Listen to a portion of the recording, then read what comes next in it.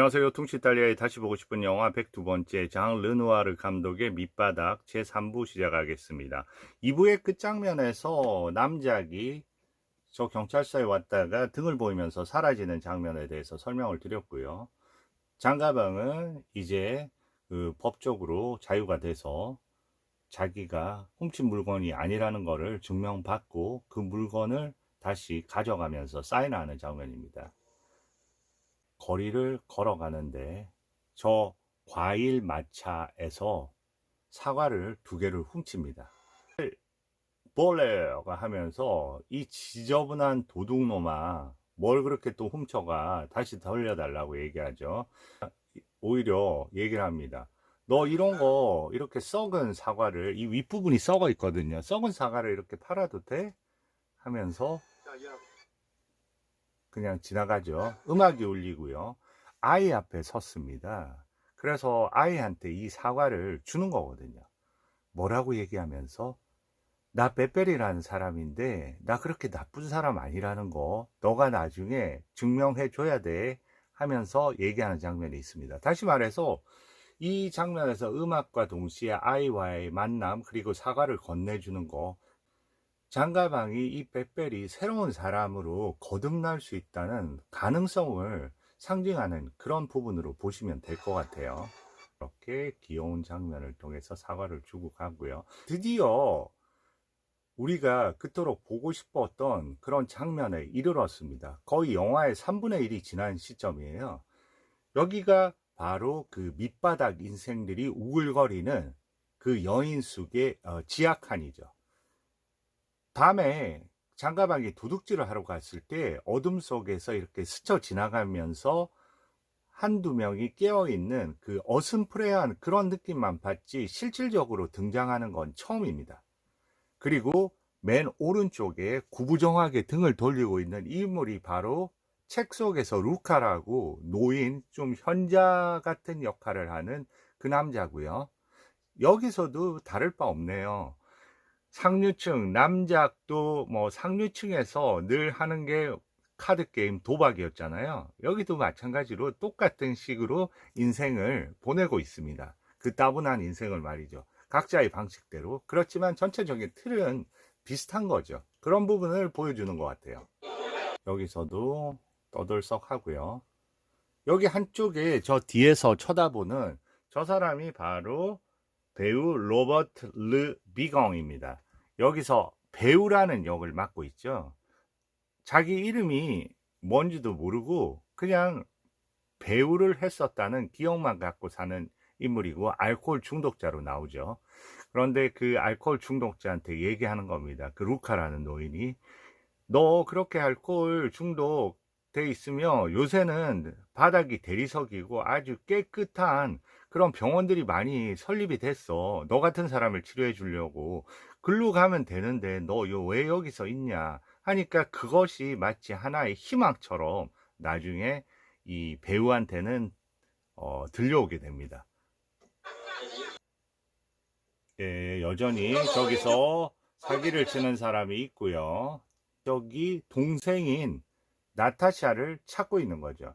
나타샤는 좀 전에 장가방한테 갔잖아요. 그 장가방이 어떻게 됐나 하고 그 경찰서에 갔잖아요. 그러니까 은근히 나타샤의 그런 부분이 좀 신경이 쓰이는 겁니다. 저 침상 같은데 거의 누더기 더미 같이 보이지 않습니까? 그리고 오른쪽으로 시선이 가죠. 한 명은 저기서 뭔가 구두 같은 걸 수선하는 듯이 막 두드려 대고요. 장가방이 밤에 도둑질하러 갔을 때 길가에 서 있던 그 나스티아죠. 여전히 시간만 나면 책 속에 빠져 있는 겁니다. 그리고 들어가서, 그리고 여기서 조금 그 똑똑한 인물이 이 인물인데요. 자, 바닥을 내가 너희들이 도대체 이 지저분하게 돼지우리처럼 이렇게 하면서 사니까 쓸게 하려고 내가 왔다면서 얘기하죠. 바닥 쓰는 거는 저 배우가 하는 일이야. 그러니까 어쨌든 경찰이 올 테니까 그런 걸 갖다 너희들이 해야지. 왜냐하면 수시로 위생 이런 거를 검열하러 오거든요. 물어봅니다. 디아비마스, 내 동생 못 봤어? Natacha? 나타샤? Oh non. 못 봤다고 얘기합니다. 그리고 지금 저 장면은 모두가 그 책 제목을 막 책을 뺏어서 읽어주면서 조롱하는 장면입니다. 너희 같은 무식쟁이들이 뭘 알아, 이해를 못해 하면서 얘기합니다. 책에 대해서. 책 읽어서 뭐해? 그거는 거의 그 거짓말 덩어리잖아. 현자가 나타나죠, 루카가. 저렇게 울고 있는 걸 보면 그 안에 진실이 담겨 있을 수도 있어. 그냥 책 읽게 내버려둬 하는 장면이고요. 배우. 치료해준 의사가 그랬어. 내 장기는 술에 쩔어 있고. 그리고 이 사람은 약간 그 다양한 단어를 많이 알고 있다고, 좀 나름 지식인인 체 하면서 여러 가지 전문 용어를 쓰는 그런 인물입니다. 예전에 전신기사로 일하면서 마찬가지로 그런 얘기를 하니까 나도 과거에 멋진 배우였다. 멋진 역을 했다. 햄릿에서. 그러니까 모두들 이제 과거의 그 이야기를 하면서 과거의 기억을 더듬으면서 그렇게 살고 있는 겁니다. 코스틸리오프가 왔죠. 부인 어디 있냐고. 계속해서 누군가를 찾아다니는 거죠. 코스틸리오프의 부인인 바실리사는 지금 자기가 사랑하는 남자인 빼뺄이 아무래도 그 동생인 나타샤하고 뭔가가 있는 것 같으니까 계속해서 나타샤의 행방에 대해서 궁금해하는 거고요. 또 마찬가지로 이 코스틸리오프는 자기의 부인이 장가방 빼빼를 좋아한다는 걸 아니까 끊임없이 부인이 어디가 있나 거기에 궁금해서 내려오는 겁니다. 이들이 아래로 내려오는 거는 바닥을 쓰려고 지시하거나 아니면 본인들이 궁금해서 어쩔 수밖에 없는 상황에 이렇게 내려와서 본인들의 호기심을 충족해 가는 거죠. 모른다고 여기서 얘기합니다. 당신 여기 아무래도 침상으로 쓰면서 옆에는 작업실처럼 하고 있으니까 이거 너무 내가 싸게 받는 거 아니야? 0.5 정도 금액을 더 올려야 되겠어. 그래도 이렇게 싼 집이 없으니까 여기서, 그리고 그 너가 나한테 준 돈을 내가 받아서 너를 위해서도 기도해 줄게. 아이러니하게도 저렇게 그 가난한 바닥의 하층민들, 밑바닥 인생들의 주리를 틀어서 돈을 벌어서 그걸 가지고 또 본인은 비효적인 수단을 통해서 구원받기를 또 원하는 거죠. 얘기합니다. 레스모아 트라바이에. 좀 나 일하게 내버려도. 그전에는 그런 얘기를 합니다. 차라리 나한테 줄을 하나 주지, 나를 차라리 목 졸라 죽여버리지, 이런 얘기를 하거든요. 그리고 한 명 한 명 건드립니다. 그런데 그렇게 선한 거는 돈을 만들어 주지 않아. 선한 거하고 돈은 다른 거야. 돈은 제대로 내야 돼. 알았어? 얘기하는 거죠. 봉떼. 정말로 그 착한 본성은 무엇보다도 중요한 보물 같은 거지만 돈은 다른 거야. 늙은 사기꾼 같으니라고 이렇게 얘기를 합니다. 여기서 배우가 늙은 사기꾼 같으니라고 하기 전에 코스틸리오프가 나는 불쌍한 늙은이에 지나지 않아 이렇게 얘기하니까, 불쌍한 늙은이라고, 늙은 사기꾼 같으니라고 이렇게 얘기하는 부분입니다. 이 시골뜨기 같으니라고 당장 돈 내지 못하면 당장 나가버려. 손님은 얼마든지 있다고 얘기합니다.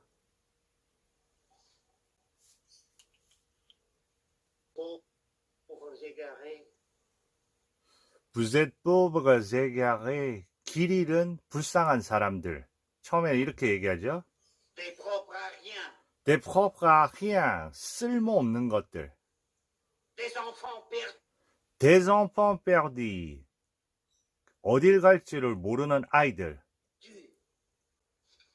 네. 겉으로는 불쌍한 사람들이라고 얘기하지만 속으로는 엄청난 그 경멸과 중호와 착취로 가득 차 있는 거죠. 여기는 착취하는 자와 착취받는 자, 착취당하는 자들이 있습니다. 장가방을 통해서 동지애도 보여주고요. 그 남작하고. 그리고 아까 애기하고의 부분에서 나름대로 희망적인 부분도 공유되면서 이런 그 코슬루프의 장면을 통해서는 이 세상은 착취하는 자와 착취받는 자로 확실히 확연히 경제적으로 구분되어 있다는 그런 부분을 드러내고, 그 하층민 안에서도 조금 더 나은 하층민이 그 아래 하층민을 얼마나 압박하고 경멸하고 착취하는지를 잘 보여주는 장면입니다.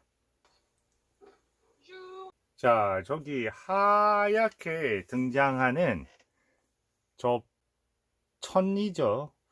노래를 부르고 있습니다.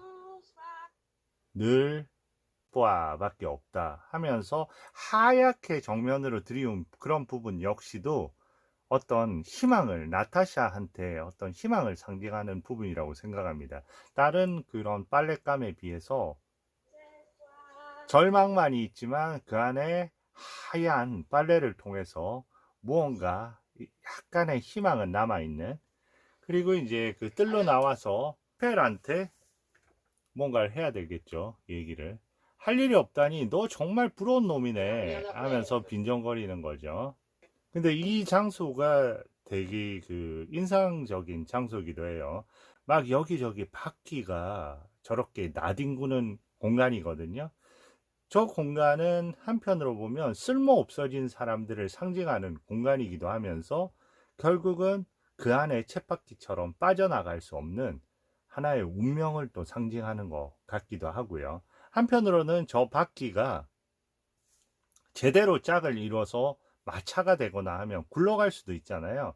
그런 부분에서 장가방은 늘 누군가를 기다리는 거죠. 자기한테 꽁피앙스, 믿음을 갖고 있는 사람이 있으면 나는 그 사람과 함께 새로운 세상으로 떠나보겠다는 그런 얘기를 늘 하거든요.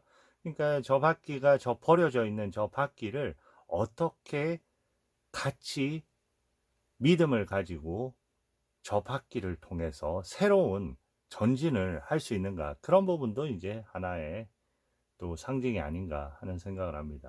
어제 너 시계 내가 줬잖아.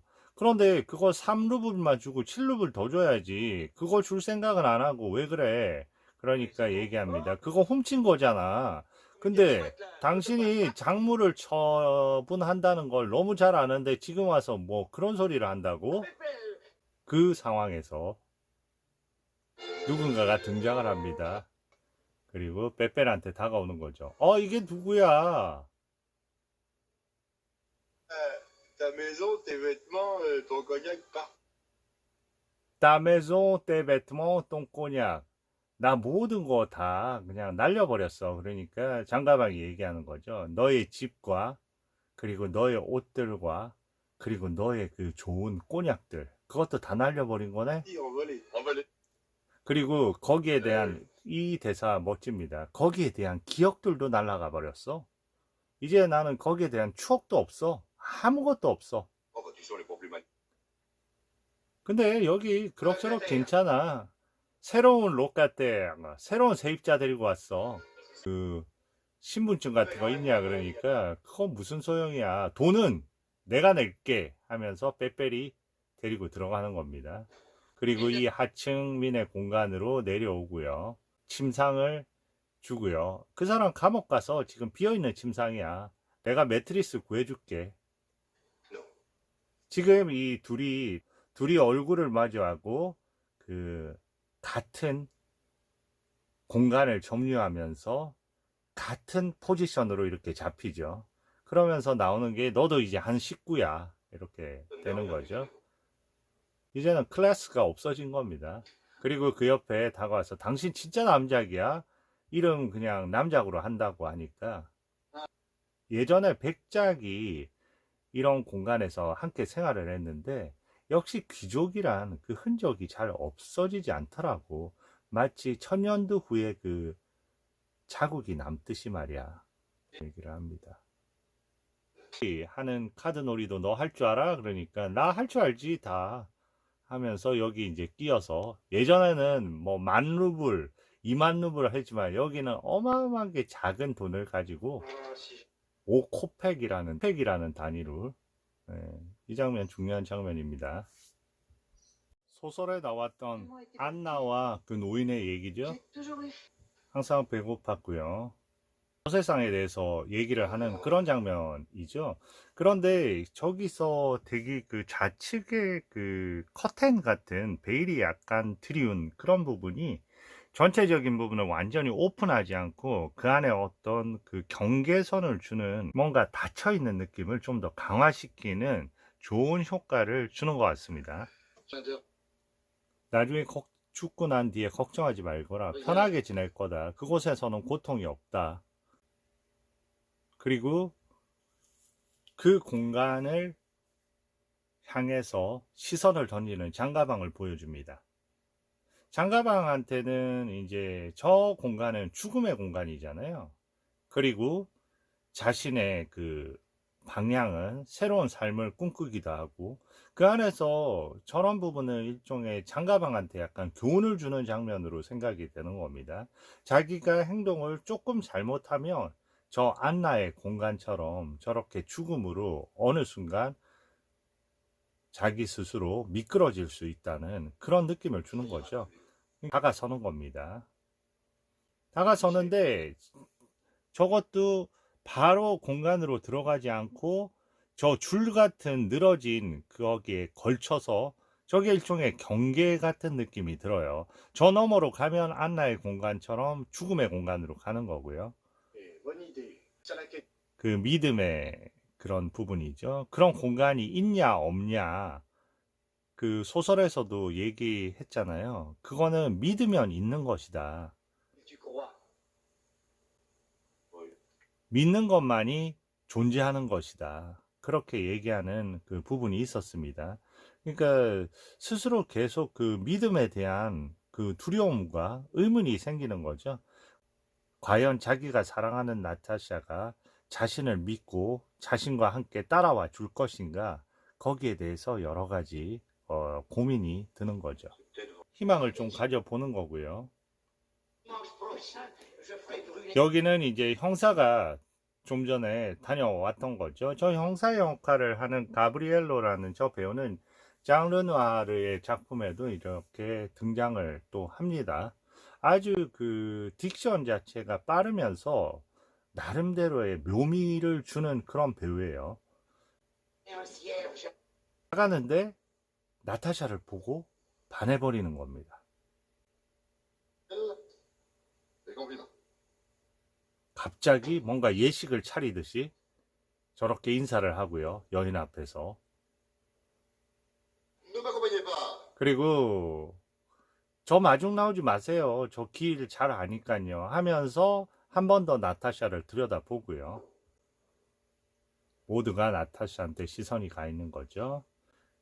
나타샤한테 또 재봉틀을 잡고 일을 하라고 부려먹는 거죠. 어마어마하게 착취합니다. 나타샤. 얘기를 하죠.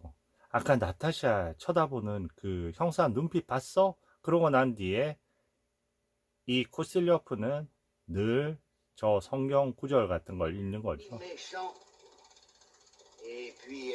슬픈 세상이고 근데 빼뺄은 너무 조심성이 없어서 뭔가 문제를 칠 것 같아서 좀 걱정이 된다. 그러니까 뭐 빼뺄에 대해서 얘기하니까 민감하게 반응을 하는 거죠. 나 아주 그 물건들이 있는 그런 공간 창고 얘기를 하니까 그거 다 작물 아니야. 너가 뭐 제대로 된 물건이나 있어. 다 작물. 그렇게 자기한테 대드린 바실리스한테 널 시궁창에서 구해준 게 누군데, 그리고 네 동생까지 하면서 폭력이 난무하는 거를 잘 보여주는 거죠. 지금 장가방이 왔습니다. 왜냐하면 안나가 죽었기 Pour 때문에. rire. 근데 얘기하는 거죠. 아니, 하필이면 왜 여기 죽으러 와서 딴 데 그렇게 죽을 데가 없나? 딴 데 가서 죽지 왜 우리 여인숙에 와서 죽냐고. 그러고 나서는 갑자기 불쌍한 영혼 이러면서 위선적인 또 얘기를 내놓는 거죠. C'est pas dans ma nature de m'accrocher. 자, 여기서 얘기합니다. 나 너 사랑했던 적 한 번도 없어. 장가방이 이렇게 얘기를 하니까 그래, 나 매달리는 스타일의 여자 아니야. 이 장면 나름대로 좋은 구성인 것 같아요. 밖을 내다보면서 이 안에 둘이 이렇게 마주보고 이 공간 안에서 한편으로 보면 닫혀있는 공간이잖아요. 그리고 밖은 이 둘이 꿈꾸는 미래일 수 있는데 의외로 밖의 공간이 뿌옇고 그렇게 밝아 보이지 않습니다. 둘의 관계가 Entre nous, c'est la fin. 정리된 거죠. Entre nous, c'est la fin. 우리 끝난 거야. 그래, 끝난 거야. 깨끗하게 끝내자. 또 얘기합니다. 이런 부분이 이제 그 바실리사를 엄청나게 본인의 또 한테 등을 돌리게 하는 거죠. 나 그 가슴이 너 만나면서도 한 번도 요동친 적이 없었어. Tu n'as pas de... 근데 너 그런 얘기 안 했잖아. Même quand je me suis mis avec toi. 그런데 나 너하고 있을 때도 한 번도 그런 적이 없더라. 모든 거 후회해? 또? 아니야. 모든 게 그렇진 않아. 근데 세상을 살아보니까 이 쾌락이 전부가 아니더라고. Dans la vie. 내가 정말 필요한 거는 나를 마치 사육사가 거친 동물을 길들이듯이 부드럽게 나를 좀 길들여주는 사람이야 하는 그런 대목이에요. 그런 대목입니다. C'est humiliant. 너 나를 그렇게 모욕해도 돼? Je la trouve. 그리고 너 지금 여자 있지? 나 그 여자 나 막 거리에서 만나면 가만두지 않을 거야. 이렇게 좀 신경질 부리지 말고 우리 조용히 끝내자. 그런데 나 이 더러운 시궁창 같은 데서 더 이상 못 견디겠어. 날 참을 수가 없어. Je vais 너가 나를 여기서 구해줄 거라고 그렇게 믿고 있었다고. t'aider sur toi. 이 장면 되게 극적이죠. 갑자기 얼굴을 장가방 쪽으로 올리면서 한편을 제발 좀 제거해주면 안 되겠니? 하고 얘기하는 겁니다. 그는 정말로 사회 악 같은 존재니까 Ben, 참 너 머리 좋구나. 좋은 조합 만들어내네. 남편은 묘지에 보내고 나는 감옥에 보내고 그리고 너 혼자 잘 살겠다고 그 얘기지? le mari dans la 너가 개입할 필요 없잖아. 딴 사람 시켜서든지 아니면 사고처럼 꾸밀 수도 있는 거잖아. 사무대 굿. 정말로 너 역겹다. goutte. 나 안 도와줄 거야? 항상 뭐가 안 되면 이제 저주를 퍼붓는 거죠. 너 조심해. 나 위험한 여자라고. 안나가 죽은 거죠. 여기서 얘기하는 그 장면이죠. 제가 읽어드린 장면. 나타샤가 아니 동정해주는 사람이 하나도 없다니 이렇게 얘기하니까 나타샤 생각해봐. 우리는 우리 자신이 더 불쌍한 존재라고. 우리는 살아있는 사람조차도 동정할 수 없는 존재인데 어떻게 죽은 사람을 동정할까? 네, 저 배우가 와서 얘기합니다. 난 죽은 사람 싫어. 그러니까 그렇지. 왜 죽은 사람을 좋아해야 돼? 오히려 산 사람을 좋아해야지. 여기는 완전히 여기 이제 동화되어 있죠. 나타샤를. On est, on vit, on meurt. 디세 오네 옹비 오메 우리 뭐도 모르게 여기 우리 존재했고 우리 살아가고 그리고 죽는 거야. 울 일 On 아니라고. voit s'apitoyer. 근데 이 둘을 이렇게 다정하게 잡아주는 거죠. 카메라가. 너도 다른 일이 있을 거다 하면서 장가방이 자기의 그 의중을 좀 보여주는 거죠. 거짓말 하지 마. 내가 어떻게 여기서 도망갈 수 있겠어. 자, 들어봐. 나하고 떠나자. 근데 너 같은 인간하고, 너 같은 인간 도둑하고 어떻게 해. 그리고 언니처럼 나 맞고 살고 싶지도 않고, 나는 그렇게 때리고 하는 인간이 아니야. La police. Ah. 드디어 그 대상이 누군지를 알았죠. 아, Ah, c'est. 너가 좋아하던 여자가 결국 나하고 똑같은 여자인데 나보다 조금 어린 여자를 좋아했구나 하면서 이 나쁜 년 이러면서 이 남자 내 남자라고 Et pour rien encore. Tu l'auras pas. Tu l'auras pas. 너 Mais celle-là, 내, moi, et puis non. 내 동생 가질 수 없어 너. Ce que je veux, c'est la paix. 장가방이 얘기합니다. 나 평화를 원해. 너하고 이렇게 더 이상 다투고 싶지 않아. Romanina l'a trouvé. 너 자꾸 이런 식으로 하면 너 안나 같은 그런 평화를 누릴 수밖에 없을걸? 너 죽게 될걸? 이런 식으로 해서 협박하는 거죠. 여기서 이렇게 보면 이제 그 우리의 남자 이 하층민 생활에 완전히 적응을 했습니다. 아까 그 도박을 할 때도 마찬가지듯이 이제 그 옆에 있는 나스티아라는 여인하고 잘 이렇게 같이 그 보조를 맞추면서 나스티아는 책 속의 얘기를 마치 자기의 경험인 양 얘기를 하고 있는 거고요. 우리의 그 나타샤는 그 얘기를 믿고 있는 거죠. Adieu. 그리고 그 사랑 얘기에 빠져 있습니다. 두 남자는 조롱을 하고요. 중간에 이 현자는 남자들 보고 조롱하는 것 좀 그만하라고 얘기를 하고요. 인생의 빛 같은 존재. 이 여인들의 운명 역시도 남자들의 운명 못지않게 보여주는 영화가 이 영화가 아닌가 생각합니다. 안나 같은 경우에 그런 얘기를 해요. 나중에 장가방이 그 안나가 죽었잖아요. 안나한테 만약에 안나를 좋아해주는 사람이 한 명이라도 있었으면 안나 그렇게 죽지는 않았을 거다.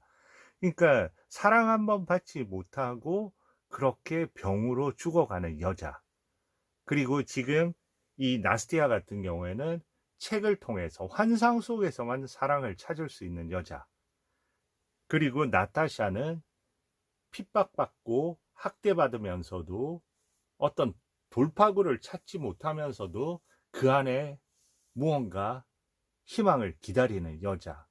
여러 이제 여자들을 통해서 이 또 다른 하층민의 그런 비극을 또 묘사해 주는 거죠.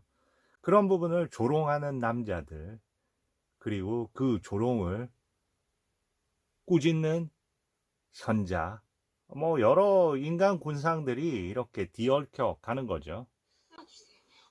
얘기합니다. 그 내가 사랑하는 그 남자 이름은 가스통이었는데 Chinois, et puis des souliers vernis. Colle- 지금 보면 루이 주베의 표정을 봐요. Vous l'entendez? 저 노인은 이제 그 얘기를 믿어주는 거고요. 그 옆에서 루이 주베는 저렇게 하품을 하면서 따분해하고 있는 거죠. 그러니까 그 모든 게 뭐 진실이든 아니든 상관이 없는 겁니다. 그런데 이 배경 자체가 재밌잖아요. 마차인데 이 마차는 떠날 수 없는 마차예요. 그냥 고정되어 있는 마차란 말이죠. 이런 상징을 통해서 결국은 루이 주베는 이 현실에 그냥 안주하면서 더 이상 꿈을 꾸지 않고 여기서 정체되어 있는 상태로 자신의 따분한 일상을 마치 귀족이었을 때도 그 따분한 일상을 도박으로 이어가듯 마찬가지로 세상에서 본질적인 즐거움을 찾지 못한 채 그렇게 자신을 내맡기는 그런 느낌이라고 보여집니다. 여기는 또 형사가 왔네요. 형사가 이번에는 수색을 하러 왔다고 합니다. Inquisition chez moi, 압수수색을 제 집에서요. mon citoyen. Je 그리고 저 그 세금도 잘 내고 모든 걸 다 법적으로 잘 했다. 중간에 뭔가 골똘히 고민하는 장면이 보이고요. 그리고 지금 그 바실리사의 시선을 보면 바실리사는 코스텔레프를 쳐다보고 있습니다. 바실리사는 이미 알고 있는 거죠. 이 문제가 어디에서 비롯되어 있는지. 그리고 벌써 신호를 하고 있어요. 갑자기 저렇게 두드리면서 돈이 문제라면 제가 지독히 가난하지만 어느 정도 희생을 감수할 생각이 있습니다 하고 눈물을 짜냅니다. 그런 부분은 내가 해결할 수 있는 부분이 아니다. 돈의 문제가 아닌 거죠. 바실리사는 간파를 한 거죠. 차 한잔 하시겠어요? 나타샤가 차를 잘 타는데 나타샤를 불러올게요. 반응이 다르죠? Excellente idée. 엑셀런지디 너무 좋은 생각이라고 하면서 나타샤 같은 여인만 있으면 내 삶을 바로잡을 수 있을 건데, 그러니까 너무 일도 잘하고 한다면서 한편으로는 코슬레프는 얘기합니다. 우리 집에서 나타샤가 없으면 일할 사람이 없는데 나타샤 데려가면 어떡해요 하면서 걱정을 하는 거죠. 그 나타샤 데리러 가는 거고요. 아마 제가 방법을 찾을 수도 있을 것 같아요. 나타샤 열심히 일을 하고 있고요. 나타샤 보고 가자고 하니까 그 뚱뚱하고 계속해서 땀 흘리는 그 남자 너무 경멸한다. 그런데 지금 만약에 너가 가지 않으면 형사가 코스텔레프하고 우리를 다 망치고 영업 정지를 시킬 수도 있으니까 너가 지금 올라가야 된다. 잠깐만. 너 이렇게 살도록 누가 해줬어? 내가 다 해준 거잖아. 여기서 드디어 얘기를 하는 거죠.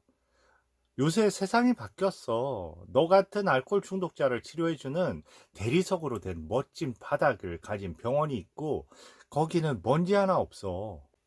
그런데 여기 그 믿음을 주는 거죠. 그때까지는 너가 술 그만 마시고 그 병원에 갈 때는 너 건강 상태를 유지해야 돼.